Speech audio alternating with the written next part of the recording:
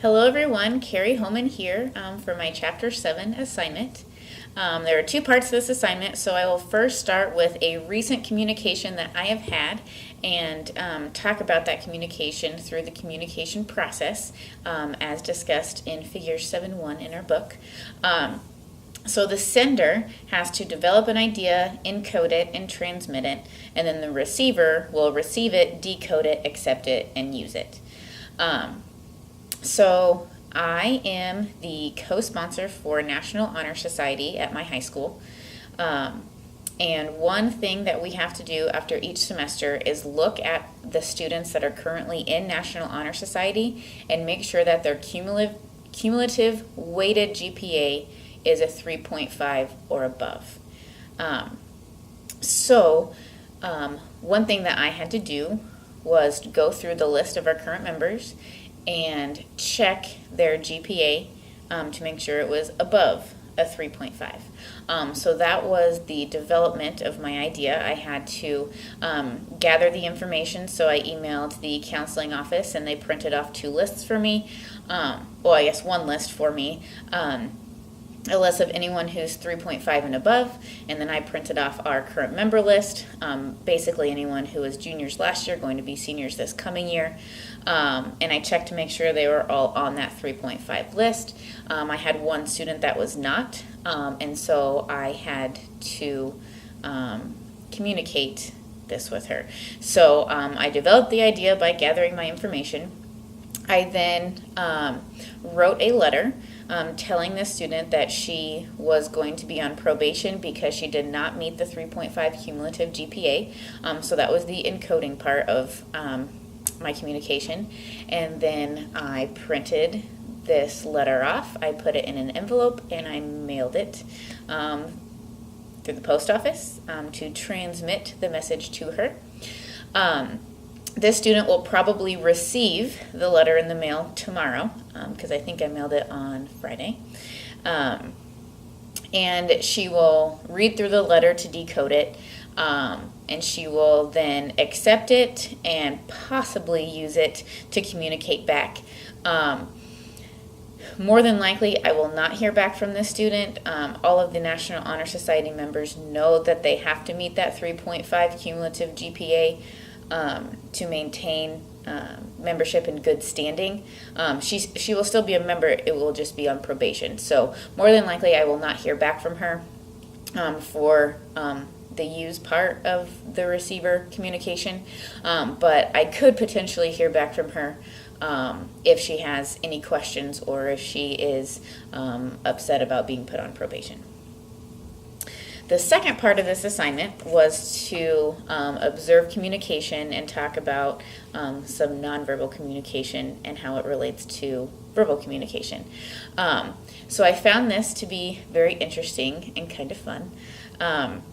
Since I was not able to observe a recent meeting at my school, I went ahead and observed some communication yesterday at a baby shower that we had for one of my really good friends. So this was a baby shower after the baby was born. My friend did not find out the gender of her baby until she actually gave birth, and so we planned a baby shower for her after the baby. So this was a baby shower where it was all females except for baby John. And the age range was anywhere from girls in high school that were her cousins to women maybe in their 70s, 80s as grandmas in the family. So I got to observe a lot of different communications. We'll first start with the nonverbal behaviors that relate to the kinesics, like the body language, the facial expressions, the posture, the way we dress. So this was interesting to me. I've always thought of baby showers as something that you kind of get spiffy for. At the baby shower, there were people who were dressed in athletic clothes, there were people who were dressed in jeans, there were people who were dressed in fancy dresses. So we had a very large variety of how people were dressed. This could have been due to the fact of what other people had going on that day, or maybe the importance of the baby shower to them, or just maybe how they interpreted what a baby shower should be like. Body language and facial expressions were interesting. So, like I said, we had a very large variety as far as an age range. And so when my friend would give instructions on maybe a game that we would play, you would have some women who were, very excited. They were smiling. They were laughing. You had some women who maybe their eyes kind of widened, like, I don't know what you are wanting me to do, not understanding the directions. You had some people who, maybe one or two women who were folding their arms like, I don't know if I really want to play these games. So you had some positive nonverbal behavior, and you had some negative nonverbal behavior. As far as the way we use space, personal space, seating arrangements, this was also very interesting. People tend to give a lot of hugs at events like this, and so some people are not aware of people's need for personal space, and some people are very sensitive to that. And so there were people giving hugs more than other people. There were people giving handshakes. It was interesting to see who had that need for a lot of personal space and who really didn't have any sort of discomfort with, being close to other people. As far as the paralanguage nonverbal behavior, there was lots of laughter.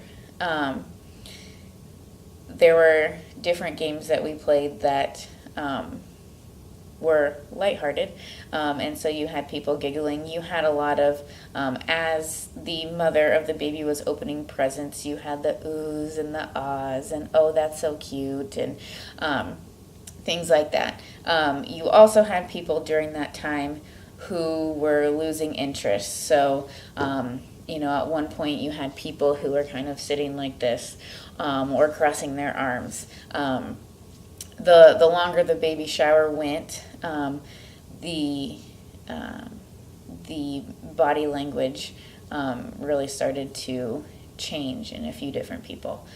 I was actually very impressed with how everyone arrived on time. So the fourth category for nonverbal body language, I was anticipating a lot of people to be late.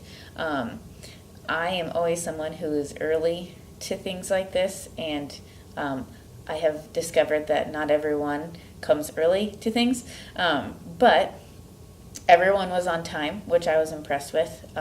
So they took it seriously. They got there on time. But as far as nonverbal behaviors and if they're matching up with verbal behaviors, I think this is interesting because I think for the most part, people's nonverbal behaviors really tell you what's going on.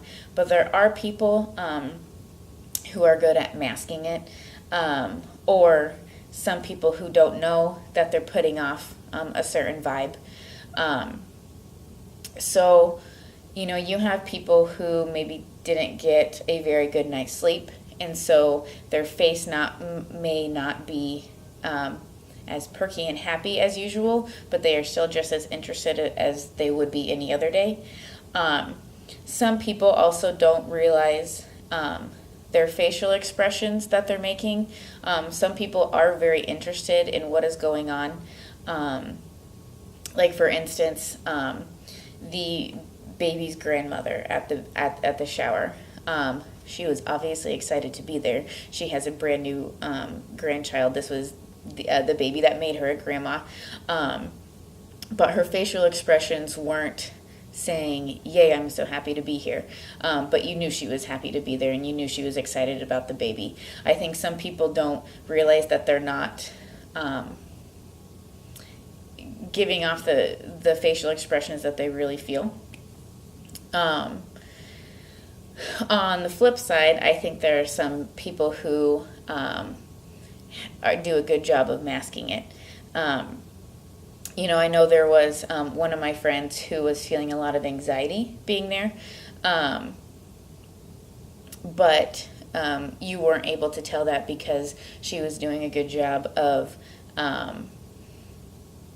giving the good facial expressions, the good body language, laughing when it was appropriate, things like that.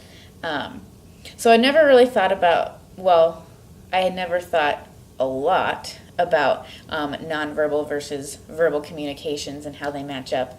But it was fun to watch during the baby shower and see,